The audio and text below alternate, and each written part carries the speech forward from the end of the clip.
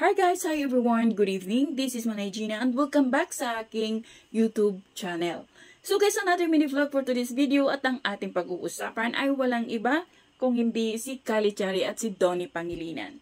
So guys, alam naman natin na lumabas na yung trailer ng La Playa Roja. At grabe, ang daming na-excite, ang daming nag-aabang. Habang papalapit itong Roja, lalong mai-excite ka. Kasi sa kanilang trailer, makikita mo na ang galing-galing, ang ganda-ganda. Maliban sa ang ganda ng lugar, ang ganda din ng istorya. Kasi di ba nakikita mo dun si Kyle at saka si Donnie na parang yung senaryo ng kanilang role is magkaibigan. Na parang nabitrayed si Donnie kasi parang alam ni Kyle na nagloko yung tatay ni Donnie pero hindi niya sinabi kay Donnie. Parang ganun.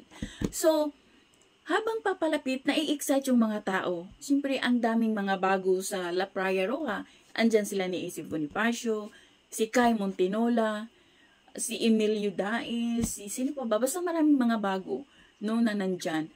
At of course, maraming mga bibigating artista. Andyan si Lorna Tolentino, Joel Torre, Raymond Bagaching, Janice Develin.